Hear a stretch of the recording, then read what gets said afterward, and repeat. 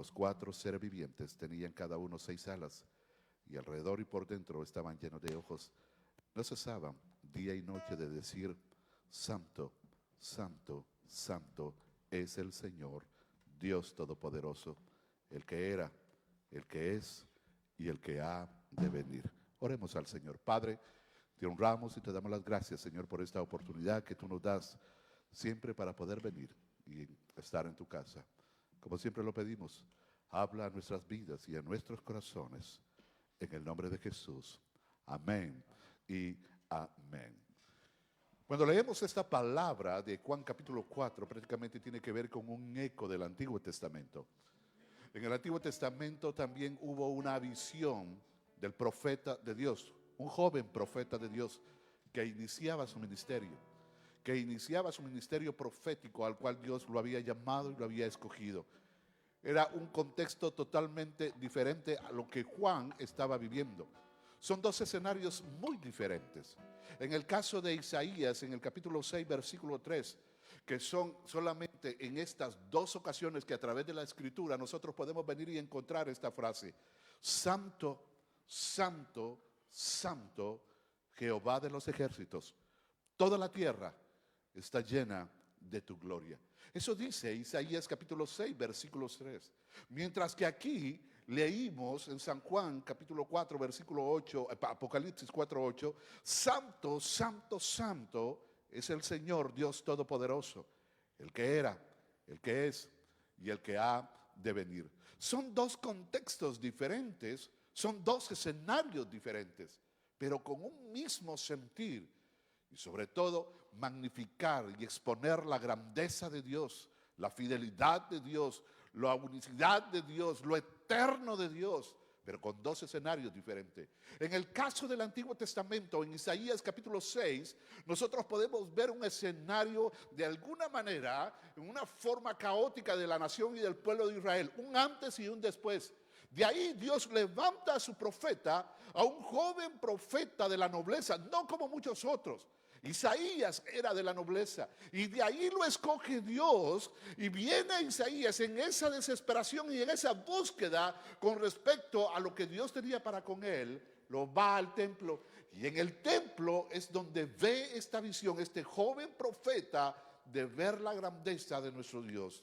Y es ahí donde él puede venir y escuchar y ve una imagen parecida o igual a lo que Juan, en este caso en Apocalipsis, está describiendo. Aquel joven profeta está descubriendo la santidad de Dios, la grandeza de Dios, la magnificencia y el poder de Dios. Muchos años o siglos después, Juan, en un escenario diferente. Allá Isaías estaba en el templo. Juan estaba recluido en una isla, él solo, y allí en ese lugar, no en su juventud, sino en su vejez, a punto de venir y de morir, Juan también ve esta misma visión, donde ve y exclama la eternidad de Dios por sobre todas las cosas. Dos escenarios diferentes, dos puntos diferentes, dos hombres de una manera en su edad muy diferentes, en contextos diferentes, pero que los dos tuvieron la oportunidad de ver esta imagen y esta visión. Ezequiel en el capítulo 1 habla especialmente con respecto a aquellos que estaban allí también en ese lugar. La descripción de San Juan capítulo 4, donde habla de estos seres vivientes, es también los seres a los cuales Ezequiel en el capítulo 1 viene y describe de una manera tremenda y muy parecida o igual con respecto a lo que Juan está viendo en ese momento. Lo interesante es que ven a Dios de alguna manera en lo que logran percibir en su mente lo que significaba la santidad de Dios, la grandeza de Dios, la grandeza de Dios por sobre todas las cosas. Hay un escritor que se llama R.C. Sproul y él lo dice de esta manera: en las Sagradas Escrituras solo una vez un atributo de Dios se eleva al tercer grado. Solo en esta vez encontramos la característica de Dios mencionada 3 veces en sucesión. La Biblia dice que Dios es santo, santo, santo. No que Él es santo. Y esto es interesante, porque cuando uno conoce y va a la gramática española, uno se va a dar cuenta, hermanos, que a donde usted conozca el pronombre, el él, que es el artículo en este sentido que se refiere a la persona de Dios, cambia el enfoque. Cambia el enfoque. Esto es gramática. Y por eso Él está diciendo esto. La Biblia no dice en este sentido que Él es santo, sino que Él es el primero. El pronombre es santo. Y eso cambia, porque la fuerza de este atributo no está en el atributo, si nosotros pudiéramos decir que Dios es santo, que lo es, sino que está diciendo que Él es santo. ¿Cuántos creen eso, iglesia? Amén. Dios es santo. Entonces se refiere a la persona de Dios en este sentido. La Biblia nunca dice que Dios es amor, amor o amor. La Biblia nunca dice que Dios es misericordia, misericordia o misericordia. La Biblia nunca dice, que lo es también, que Dios es justo, justo o justo. Solo con el atributo de su santidad, la Biblia describe a Dios como ese Dios santo, santo, santo. ¿Cuántos adoran a ese Dios santo en esta mañana? ¿Sabe lo que está pasando ahí? Es que tanto Isaías como en el caso de Juan están describiendo o exaltando la santidad absoluta de Dios, tratando de venir y poder venir y expresarlo de una manera que usted y yo lo podamos venir y asimilar. Cuando reflexionaba en esto, reflexionaba casi igual con la palabra bienaventurado. En alguna ocasión decían allí en la escuela bíblica dominical, bienaventurado significa 3 veces felices. Pero yo decía, ¿y qué significa ser feliz, feliz y feliz? Es altamente dichoso. Eso es lo que significa la palabra bienaventurado. Para que nosotros podamos venir y asimilarlo entonces en este sentido, la palabra santo, santo, santo expresa la santidad absoluta de Dios. Como alguien dijo, escuchada en el cielo y expresada y proclamada por su creación y anunciada por sus profetas. No solo significa que Dios es santo, sino que Dios es absolutamente santo. Por eso Dios es glorioso. Amén, hermanos. Amén. Significa que Dios es eternamente santo. Tiene que ver con su infinitud. Por eso la Biblia lo llama que Él es el Olam. Él es el Dios eterno. Significa que Dios es completamente santo, porque tiene que ver con su poder. Por eso nuestro Dios es un Dios todopoderoso. ¿Cuántos dicen amén a esto? Dale palmas al Señor, a ese Dios todopoderoso. Cuando pensaba en eso, recordaba este canto y le pedí al hermano Juan José que pudiera venir y cantarlo en esta mañana. Dios les bendiga, hermanos. Voy a pedirle que por favor se pongan en pie y adore a Dios a través de esta alabanza. Si usted no sabe la letra, cierre sus ojos, adore a Dios. La palabra santo es digno de alabar. Hay muchos que ya lo conocemos, este canto se titula Sublime. Santo eres tú, y digno de alabanza. La tierra está llena de su gloria y su poder. Santo es Jesús y digno de alabanza. La tierra está llena de su gloria y su poder. Y el Señor está sentado ante el trono, alto y sublime, y serafines están volando y están diciendo: Santo, santo. Y el Señor está sentado ante un trono, alto y sublime, serafines están volando y están diciendo: Santo, Santo. Nuevamente: Santo es Jesús y digno de alabanza. La tierra está llena de su gloria y su poder. Santo es Jesús y digno de alabanza. La tierra está llena de su gloria y su poder.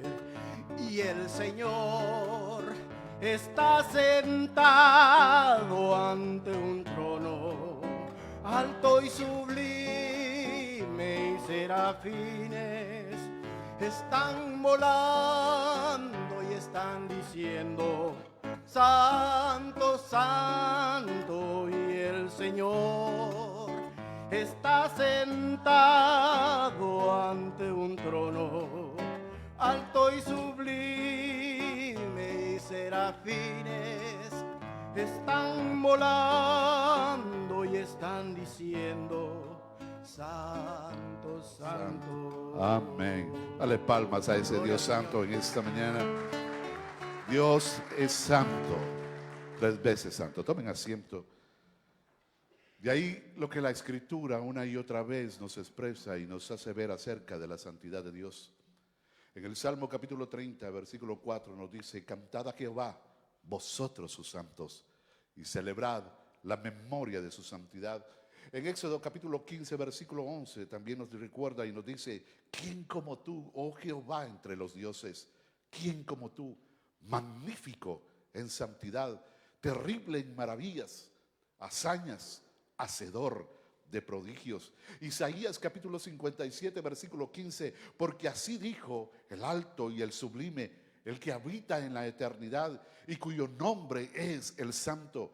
Yo habito en la altura y la santidad, y con el quebrantado y humilde de espíritu, para hacer vivir el espíritu de los humildes y para vivificar el corazón de los quebrantados.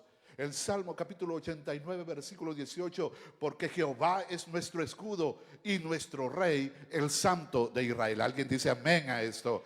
En Mateo capítulo 6, versículo 9, con razón Jesús hablaba con respecto a esto: Vosotros pues oraréis así: Padre nuestro que estás en los cielos, sea tu nombre.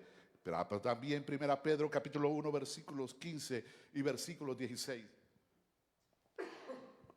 La Biblia nos dice: sino como aquel que os llamó es santo, sed también vosotros santos en toda vuestra manera de vivir, porque escrito está: sed santos, porque yo soy santo.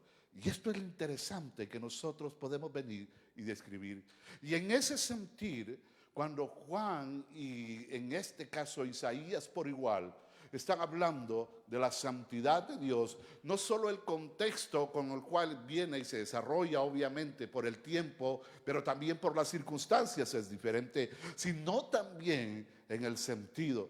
Porque la palabra en el hebreo tiene un significado muy diferente a lo que en el Nuevo Testamento el griego menciona. Significa entonces que estas dos expresiones tienen dos sentidos o dos connotaciones diferentes en este caso. Vaya conmigo a Isaías capítulo 6, versículo 3, por favor.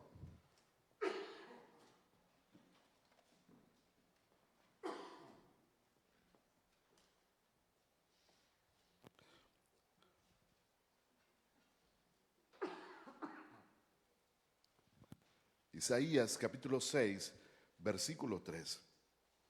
Cuando la Biblia dice: y el uno y el otro daba voces diciendo: Santo, Santo, Santo, Jehová de los ejércitos, toda la tierra está llena de su gloria. Por supuesto que está hablando de la santidad de Dios. Por supuesto que está hablando que Dios es santo, amén, y claro que lo creemos. Pero ¿a qué se refería en este caso Isaías al poder venir y al expresarlo? Por eso es importante hacernos la pregunta, ¿cómo debemos de venir y acercarnos especialmente a este tema cuando hablamos de la santidad de Dios? Y cuando nosotros vamos especialmente a este pasaje de Isaías capítulo 6, versículo 3, el profeta en este sentido lo que hace venir es resaltar la grandeza de Dios, la magnificencia de Dios, el poder de Dios. ¿Qué estamos diciendo en este sentido? Que Dios, hermanos, es santo porque es Dios. Amén. Dios es santo porque es Dios. Dejaría de ser santo si no fuese Dios. Entonces, ¿qué estamos tratando de venir y explicar? Que la santidad en este caso a la cual se está refiriendo Isaías en este sentido, no es un atributo al cual nosotros podríamos venir y adjudicarle a la deidad de nuestro Dios, sino que en este sentido Isaías se refiere que Dios es único y que no hay otro Dios tan santo como nuestro Dios. Amén, iglesia. Dios es único en ese sentido. Y esto es lo que realmente Isaías está queriendo venir y transmitir. En cambio, cuando nos acercamos al Nuevo Testamento, está hablando en este sentido, sí, de la santidad de Dios, pero lo ve desde el punto de vista como un atributo. Y en ese sentido es lo que Pedro viene y habla, que debemos nosotros ser santos como Dios es ¿qué? Santo. ¿Se entiende? Entonces, hay una connotación en el sentido original de las palabras cuando el Señor está queriendo venir y hacer referencia a este punto. Entonces la pregunta es, ¿cómo debemos de venir y acercarnos para poder venir y entender la santidad de Dios? No debemos empezar en la ética o en la moral, como muchas veces nosotros podemos decir, porque generalmente cuando nosotros hablamos de la santidad de Dios, rápidamente pensamos en nuestra santidad y cómo nosotros debimos de vivir. Y por eso Pedro dice, en la manera en que Dios es santo, de esa misma manera ustedes vivan como santamente sus vidas. Pero no es el sentido en Isaías, sino lo que Isaías está hablando es que Dios es un Dios único. Dios es un Dios exclusivo y donde Él está, nadie ni nadie puede venir y entrar, porque la atmósfera que rodea todo eso es la gloria de Dios y está en su santidad. ¡Wow! ¡Qué tremendo eso! Tal vez usted y yo no lo podamos entender completamente, pero no es a través de la ética, cual es... ¡Qué barbaridad! Usted y yo podemos venir y acercarnos al Señor en este sentido, sino pensar en que Dios es único. Pensar, hermanos, en que Él es santo.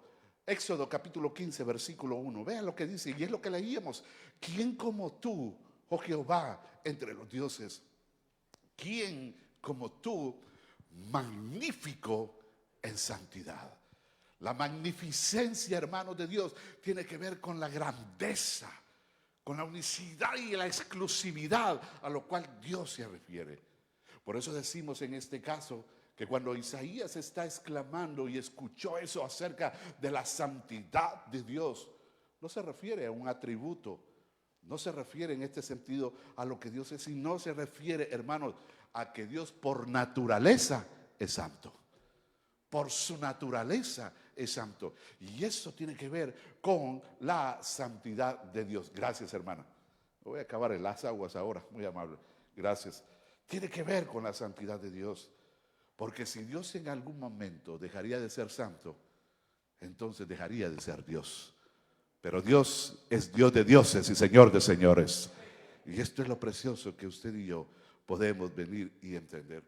En cambio, cuando vamos al libro de San Juan, perdón, Apocalipsis, estoy en Juan. Apocalipsis, vaya conmigo, por favor, a Apocalipsis, capítulo 4, versículo 8.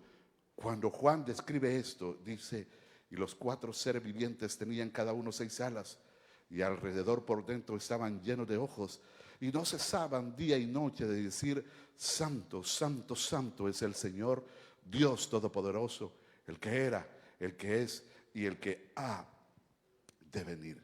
Está hablando, hermanos, sí, de la santidad de Dios, por supuesto, Pero está marcando, hermanos, especialmente que su pueblo también es llamado a ser santo en este sentido. Y por eso es que Pedro va a ahondar con respecto a este tema. ¿Qué significa esto entonces, hermanos?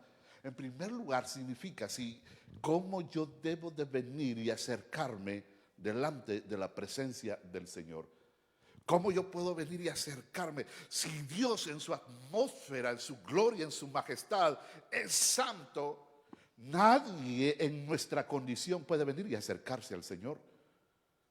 Nadie podría venir, hermanos, en este sentido y acercarse delante de Él en su gloria y en su magnificencia. Usted se recuerda en el libro de Éxodo cuando Moisés viene y le dice: Señor, muéstrame ¿qué? Tu gloria. ¿Cuál fue la respuesta de Dios? Moisés, si vas a ver mi gloria, tendrías que morir, porque nadie puede venir y estar en mi presencia de pie en su condición natural o pecaminosa cuando yo soy un Dios santo. Entonces la pregunta es, ¿cómo yo puedo entonces acercarme a ese Dios santo, ese Dios único, ese Dios exclusivo, ese Dios que sin duda esa visión gloriosa, tanto en Apocalipsis como en Isaías, hermanos, es una visión gloriosa de toda la creación postrada ante la santidad de Dios? Ahí los 24 ancianos que está describiendo en Apocalipsis capítulo 4, que de alguna manera muchos teólogos dicen que se refiere a todos los redimidos de la iglesia a cual el Señor ha escogido y lavado con su sangre. Es una representación gráfica. Los seres vivientes, una creación de seres angelicales, donde uno puede ver que aún dice que tienen sus alas para que cubren su rostro por la santidad de Dios. Por la santidad de Dios. Tremendo cada uno. Los 7 espíritus que habla acerca de la plenitud del Espíritu de Dios, también expuesto en la santidad gloriosa de nuestro Señor. Entonces, ¿cómo nosotros podemos venir y hablar con respecto a esto?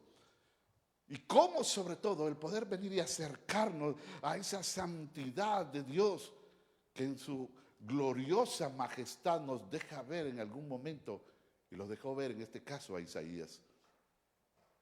Es ahí donde debemos de venir y tratar de comprender lo que Dios está queriendo venir y transmitir a través de esto. Hay por lo menos 4 elementos que yo descubro en esa situación. Lo primero, la majestad de Dios. Usted entiende, y yo tal vez, bueno, aquí no tenemos un rey, pero en los países europeos todavía tienen rey. Y cuando hablan de la majestad de los reyes, ¿a qué se refieren? ¿A qué idea le viene? ¿Qué pensamiento viene a usted cuando la gente se refería a los reyes y le decía su majestad? Su majestad. ¿A qué se refiere? ¿Qué se le puede venir a usted de la mente en este sentido? Cuando hablamos especialmente de la majestad de Dios, debemos que reconocer y entender del poder, del control, de la autoridad que Dios tiene por sobre todo lo creado. Y ahí estamos sucediendo. Dios es el Señor de todo, hermanos. Dios es el dueño de todo. Dios es el creador y el sustentador de todas estas cosas. La majestad, por eso es Dios. Por eso es Dios. Lo segundo tiene que ver con su voluntad. Dios hace cualquier cosa como a Él le place. Dios permite las cosas como a Él le place. Por eso es nuestro Dios. Y qué privilegio nosotros el poder venir, clamar y rogar a esto, Señor. Pero también pensemos en su ira. Y no como un sentimiento con el cual alguien viene y ejecuta una acción por una situación. No, sino como una respuesta ante la condición y la posición del ser humano. Si Dios ve que el hombre lo rechaza, entonces por su consecuencia tendrá la ira de Dios en su vida. Y eso es lo que dijo también en San Juan capítulo 3, versículos 16 y 17. El Señor nos da y nos extiende su gracia, su bondad y su misericordia hacia cada uno de nosotros.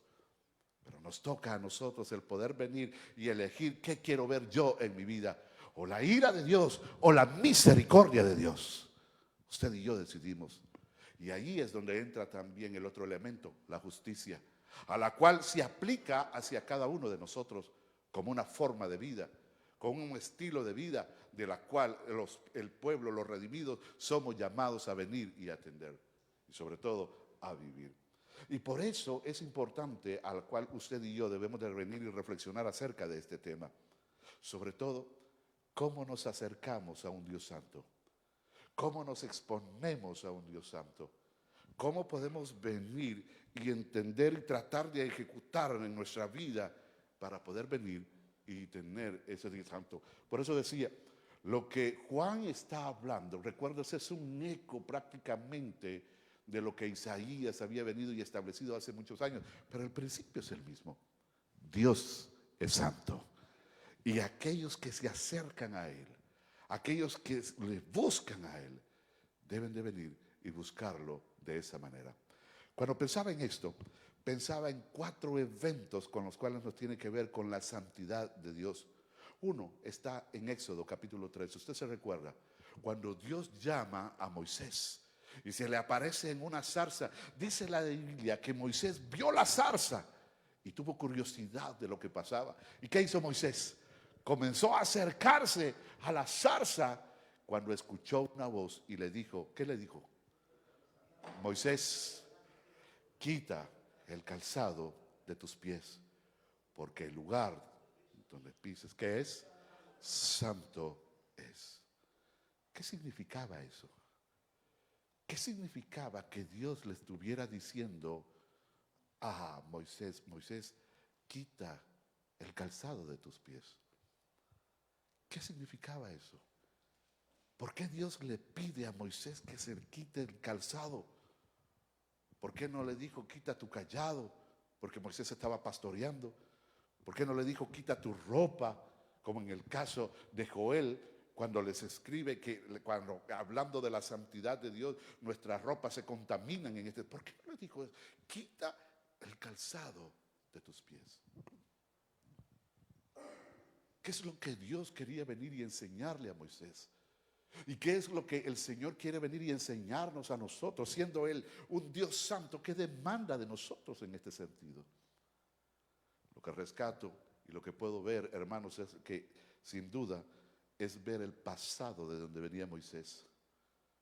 Y que de alguna manera ese pasado de Moisés podía venir y tener un tipo de relación que no iba con lo que Dios quiere de cada uno de aquellos que viene y llama y escoge para un propósito determinado. No puede haber ninguna relación en este sentido. Dios es santo y a los que Él llama se nos demanda vivir una vida de santidad. Amén, hermanos. Y no podemos tener ninguna relación con aquello que pueda venir y contaminar el lugar de la manifestación y de la gloria y del poder de Dios. Se nos demanda en este sentido. Se nos demanda el querer venir y cortar todo tipo de relación. Josué capítulo 5. Por eso es que el Señor también le dijo a Josué, Josué, la generación que nació en el desierto es necesario venir y circuncidarla, porque hay que darle una nueva identidad. Y no pueden venir y avanzar, y no pueden venir y seguir mientras no tengan una identidad definida. La santidad de Dios nos da una identidad definida. Amén, iglesia. Nos dice quiénes somos, nos dice a qué Dios servimos, nos dice y nos habla de la grandeza de Dios, de la misericordia de Dios que es benefactora a aquellos que hemos venido y hemos pedido esa misericordia y Dios en su gracia nos los ha otorgado. Pero así como Dios demanda esa santidad, usted y yo somos llamados a cortar toda relación que tiene que ver con el mundo, que tiene que ver con el pecado, que tiene que ver con el pasado. ¿Cuántos de nosotros en este sentido todavía hay una relación con el mundo? No podemos venir y no podemos acercarnos a ese Dios santo si todavía tengo ese tipo de relación, ese tipo de actitud, ese estilo de vida con la cual muchas veces, como estudiábamos hoy en la escuela bíblica dominical, el placer nos mueve y nos impulsa a poder venir y hacer cosas impensables ante un Dios santo. Quita el calzado de tus pies. Quita el calzado de tus pies. Hermanos, tenemos que romper con todo lo que tiene que ver con el mundo. Tenemos que romper con todo aquello que pueda venir y atraernos, a seducirnos y recordar de dónde sobre todo usted y yo hemos venido.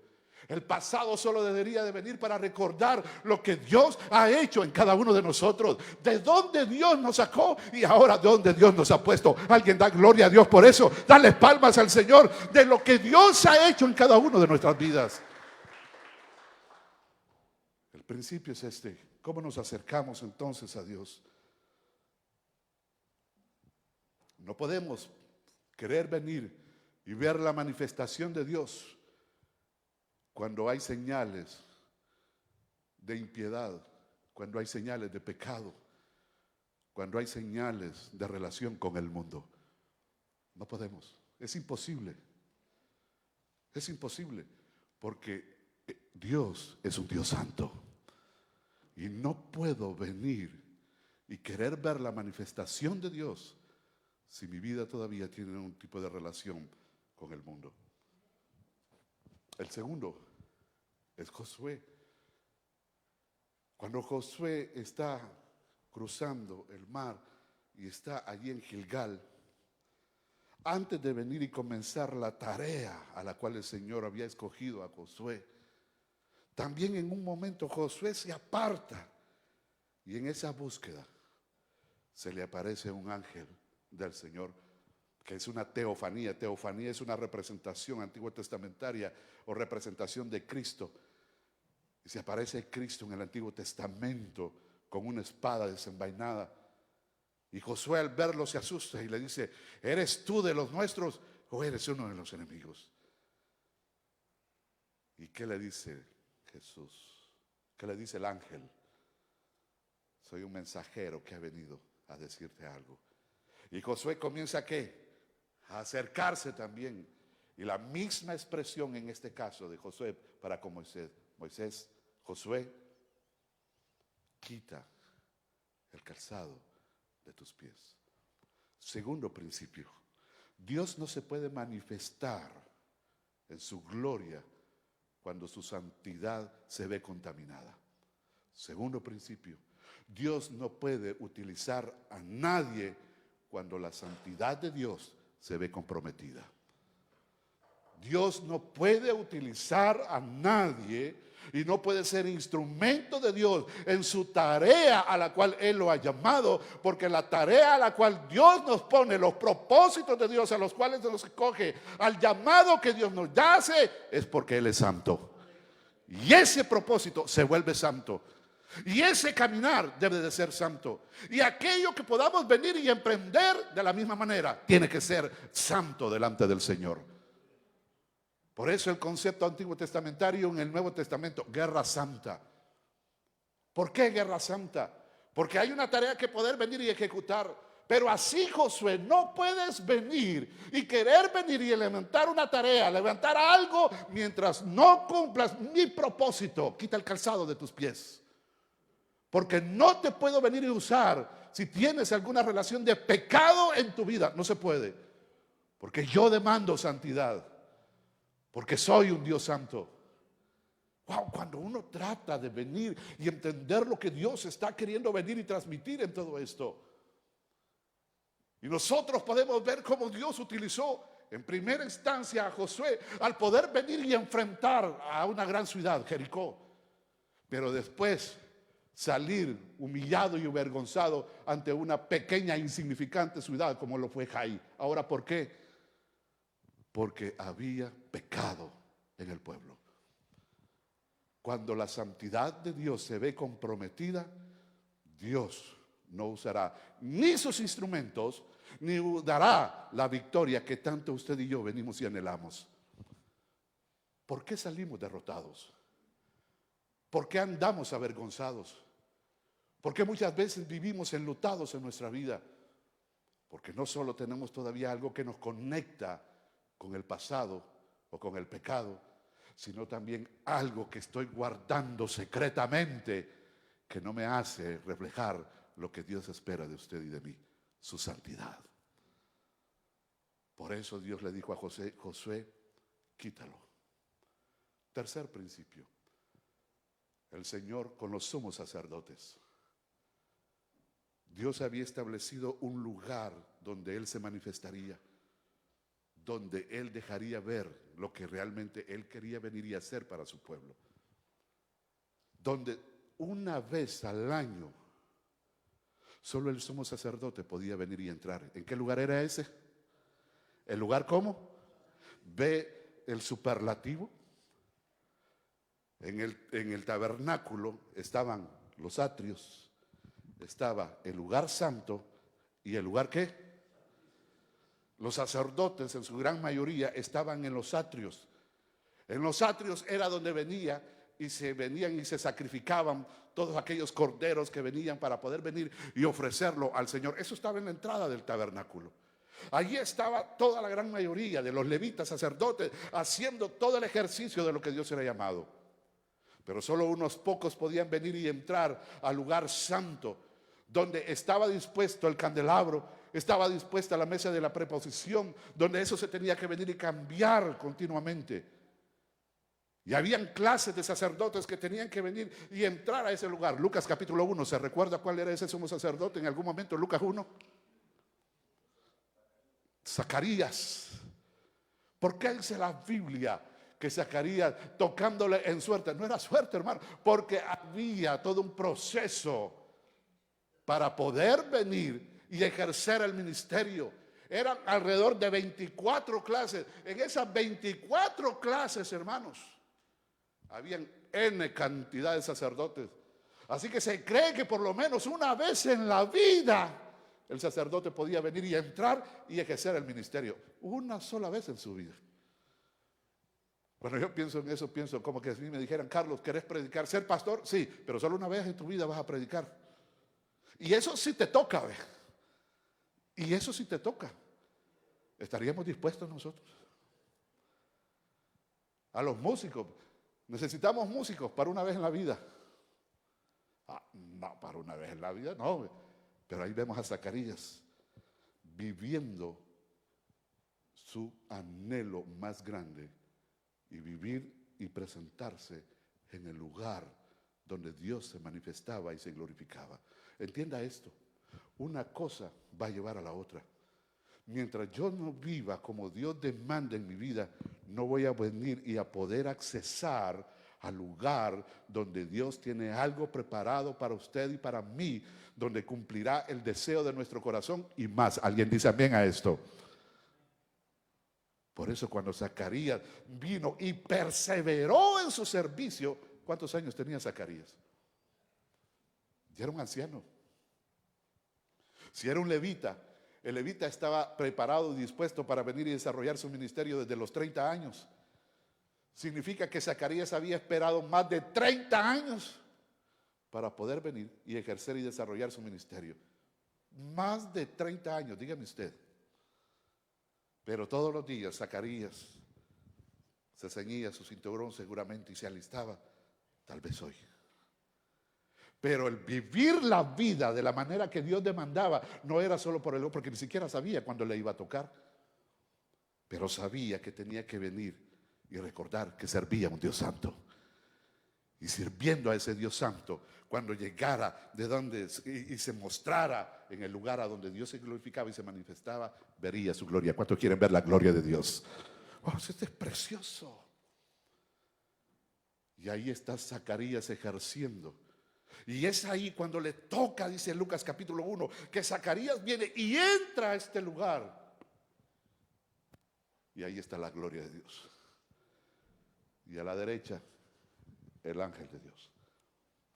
Y le dice a Zacarías: por lo que has estado orando, Zacarías, toda tu vida, tu oración ha sido escuchada.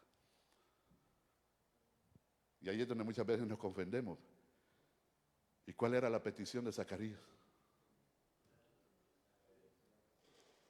Todos rápidamente, muchos me dicen: tener un hijo. No, no era eso. Era la redención de la nación y del pueblo. Y eso nosotros lo podemos ver en Lucas capítulo 2. Y por eso el ángel le dice: Zacarías, tu oración ha sido escuchada. ¿Sabes por qué, Zacarías? Porque el Redentor de tu pueblo y de este mundo vendrá y nacerá y tus ojos lo verán. ¿Cuánto dan gloria a Dios, hermanos? Tu oración ha sido escuchada, Zacarías. ¿Y sabes qué? Tengo algo más para ti. Lo que cantábamos hoy, Salmo capítulo 37, verso 4. Deleítate a sí mismo en el Señor, y Él te concederá las peticiones de tu corazón. Por lo que no viniste a pedir, Zacarías, ¿sabes qué? En mi gracia y en misericordia yo te lo voy a dar. Tu esposa va a tener un hijo. Dios nos da más, hermanos, de lo que usted y yo pensamos, cuando caminamos en la santidad a la cual Él viene y demanda. Ahora, ahí está Zacarías. Esto es precioso. Pero solo una vez el sumo sacerdote podía entrar en el lugar santísimo. Nadie excepto el sumo sacerdote podía venir y entrar. Principio. Si 1 Pedro capítulo 2 versículo 9 nos dice que Dios nos ha escogido como sus sacerdotes, pregunto, ¿cómo nos estamos acercando a la presencia del lugar de Dios para que veamos su gloria, su poder, su manifestación y sobre todo su voluntad? Es en la presencia y en la santidad de Dios donde entenderé los propósitos y la voluntad de Dios para mi vida. Lejos de eso, me voy a seguir preguntando, ¿y Dios, y por qué paso esto? ¿Y Dios, y por qué sigo viviendo de esta manera?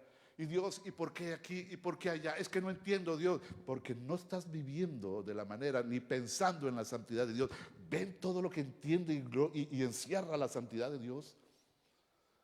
¿Por qué Dios no me contesta esto? Porque no has conocido al Dios Santo que en su majestad nos deja ver su voluntad y qué es lo que Él quiere para nuestras vidas.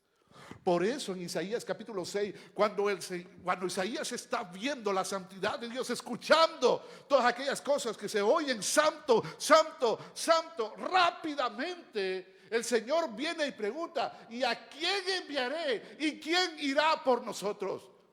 Cuando alguien ha tenido una relación con la santidad de Dios, cuando alguien se ha expuesto a la santidad de Dios, responderá conforme al deseo del corazón de Dios.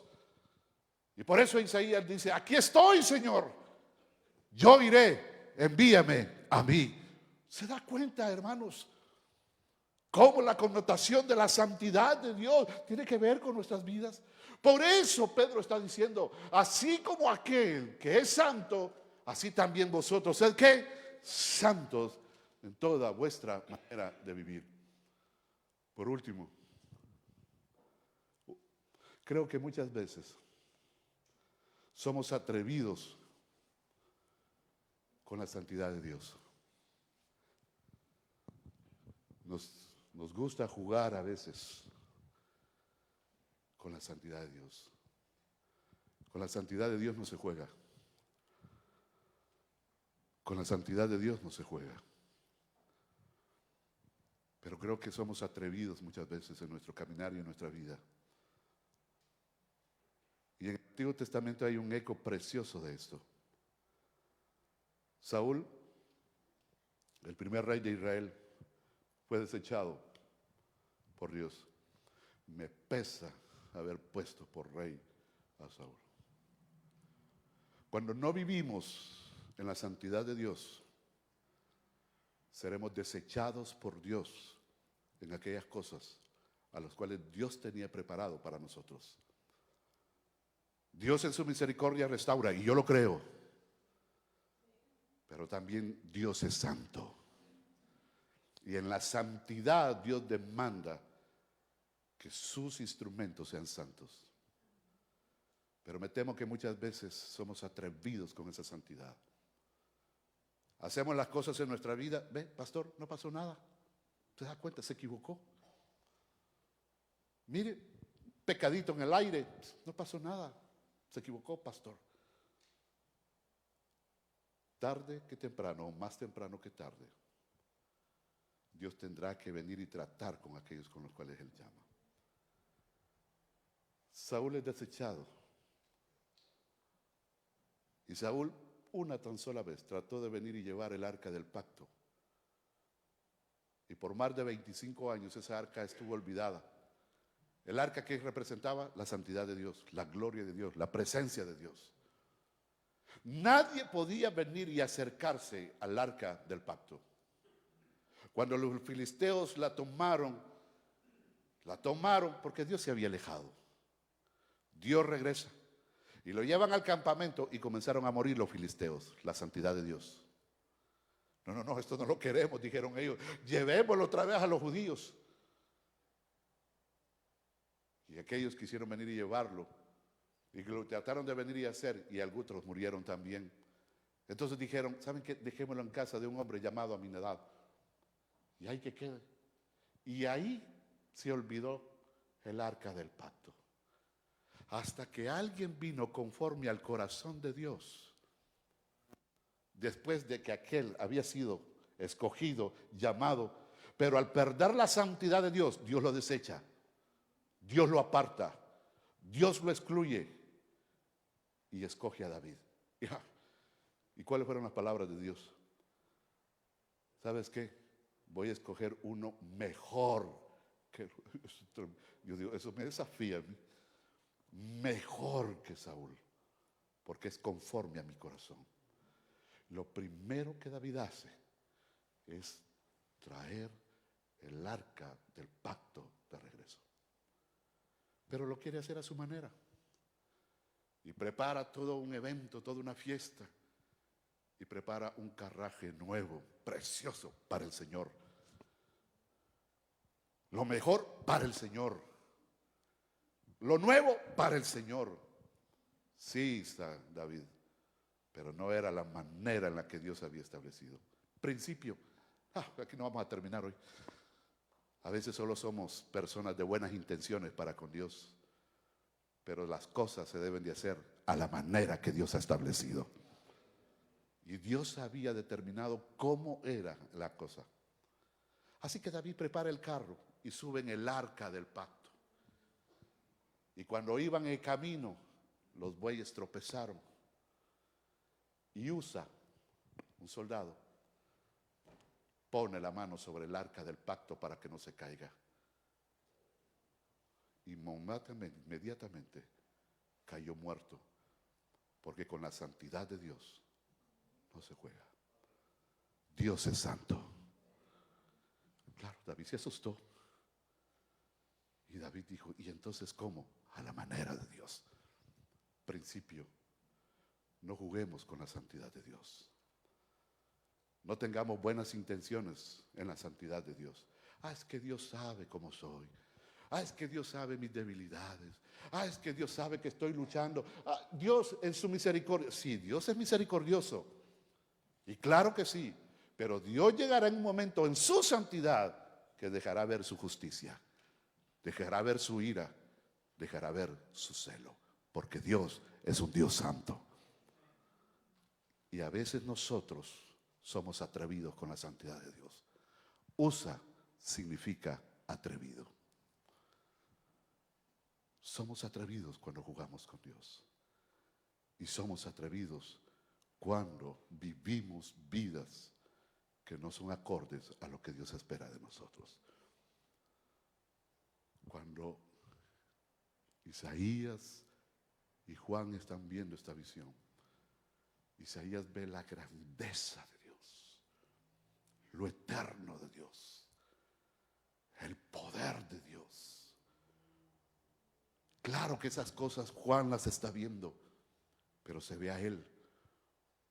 Y se ve a él también, porque de la misma manera como Dios es santo, demanda de sus escogidos que nosotros seamos santos. Que Dios nos ayude a cada uno a ser reflexivos de cómo nosotros estamos viendo a nuestro Dios. A veces solo queremos ver a Dios en su bondad, en su amor y en su misericordia. Muy de acuerdo con lo que dice R.C. Sproul. En la Biblia nunca vamos a encontrar que Dios es amor, amor, amor. En la Biblia nunca vamos a encontrar que Dios es bueno, misericordioso y misericordioso. Pero sí encontramos en la Biblia el superlativo de lo que Dios es. Dios es santo, santo, santo. Ese es nuestro Dios, iglesia. Que Dios nos ayude. Dale palmas al Señor. Padre,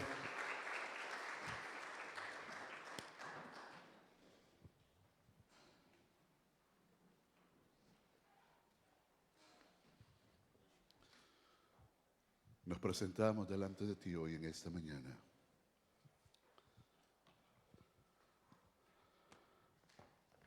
Al ser demandados sobre tu santidad. Qué privilegio, porque a través de Cristo hoy podemos acercarnos. Cuando antes estábamos lejos y distantes, Cristo nos abrió camino. Gloria a Dios por eso.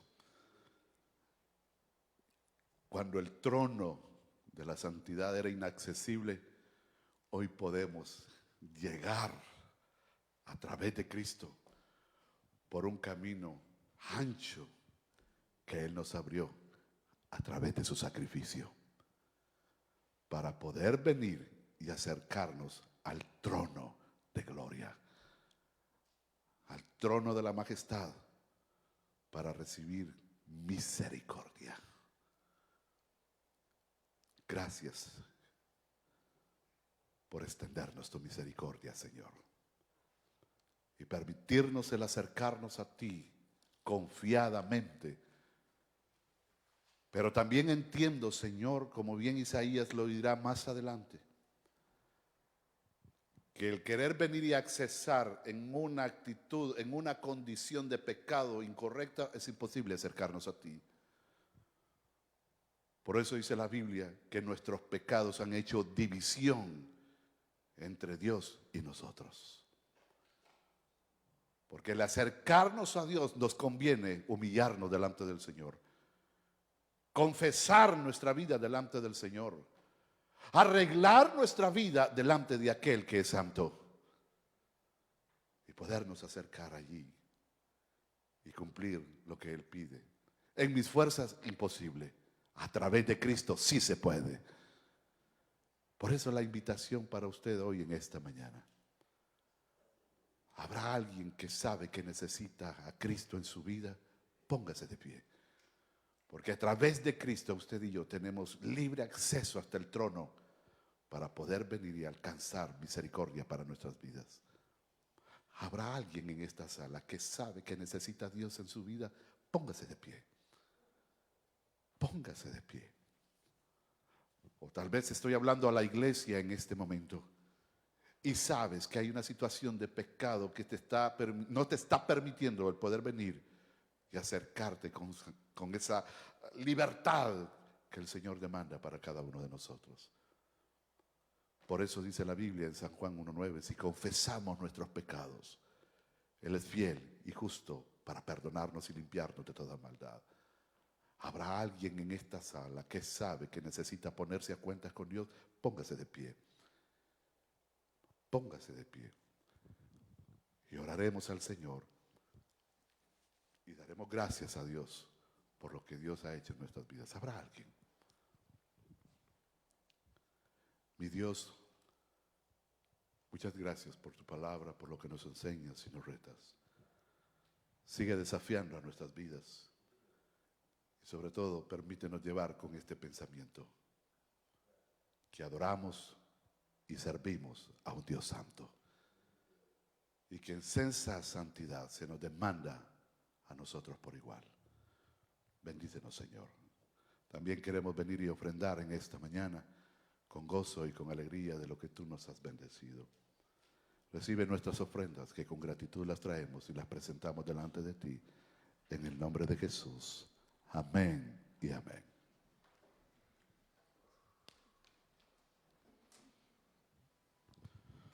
Vaya conmigo al libro de los Salmos.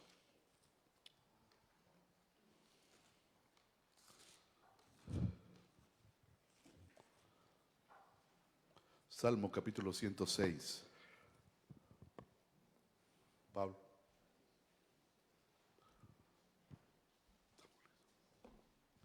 Salmo 106. versículo 4.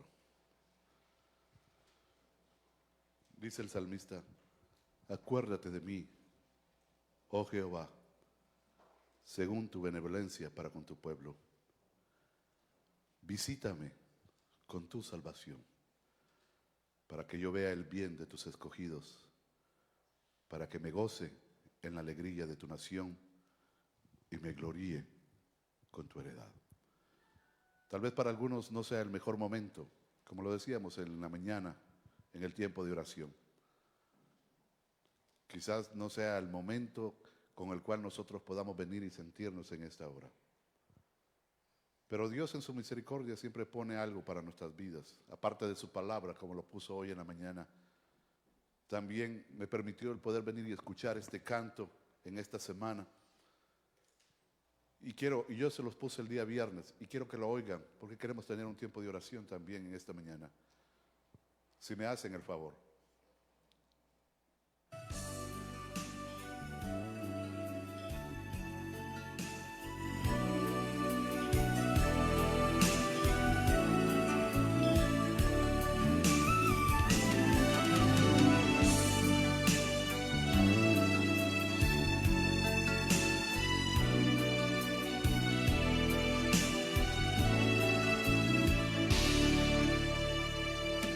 Escucha, Jehová, mis palabras, considera mi gemir.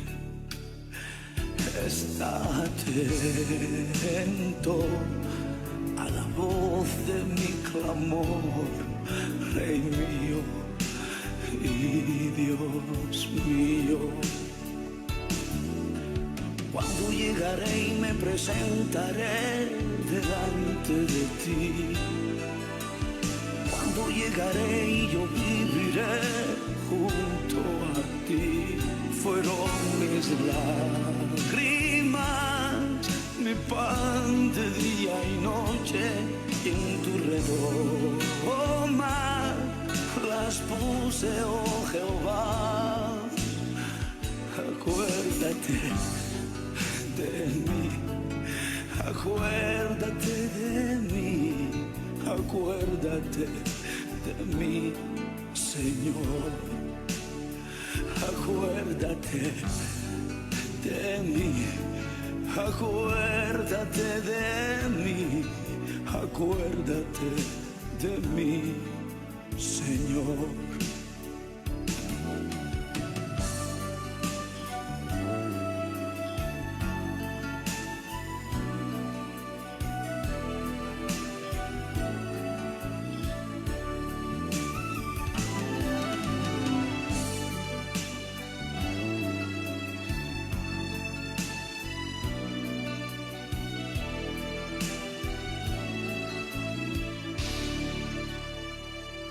Escucha, Jehová, mis palabras, considera mi gemir. Está atento a la voz de mi clamor, Rey mío y Dios mío. Cuando llegaré y me presentaré delante de ti, cuando llegaré y yo viviré junto a ti, fueron mis lágrimas, mi pan de día y noche, y en tu redoma las puse, oh Jehová. Acuérdate de mí, acuérdate de mí, acuérdate de mí, Señor. Acuérdate de mí, acuérdate de mí, acuérdate de mí, Jesús.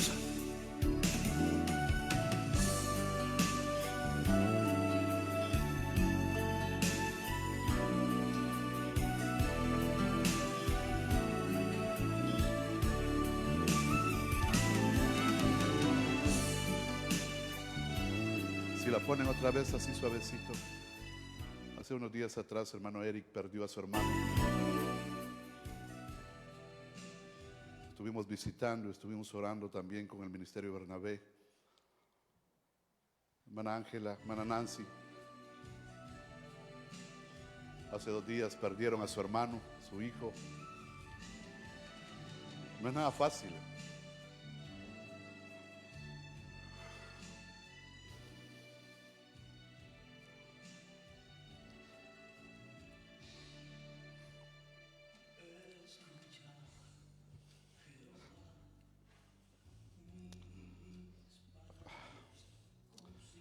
Hermana Sonia está en un proceso difícil.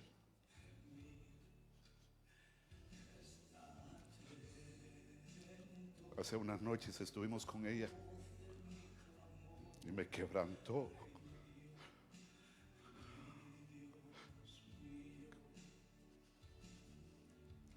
¿Cómo está sufriendo?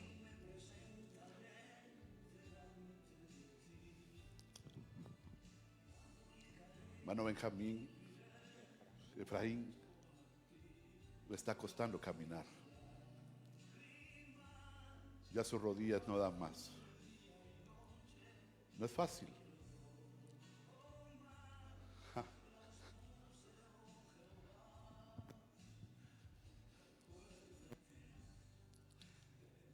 Pasen, ancianos, por favor. Hermano Antonio, pase, vamos a orar. Bernabé, pase, por favor. Diáconos, pasen. Y todos los que están cargados, aflicción, temor, dolor. Hermano Caín, pase, por favor. ¿Dónde está hermano Caín? Hermana Adelina, pase, por favor. Héctor, pasa. Ay, estás aquí. Los que puedan arrodillarse, arrodillémonos delante del Señor. Los que no, pues ahí se quedan. Iglesia, Dios nos está hablando. Dios nos está gritando en la prueba y el dolor. Si usted puede ir de rodillas, arrodíllese, por favor, iglesia.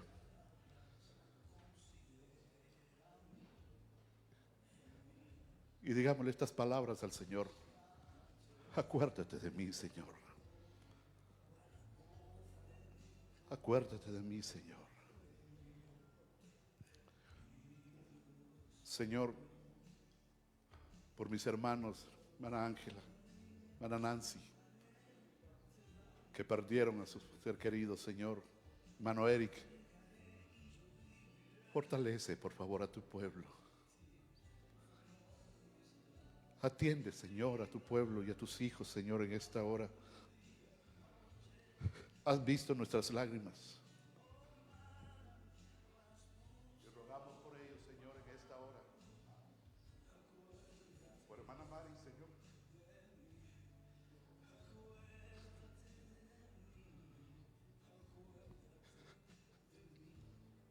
Oh Dios.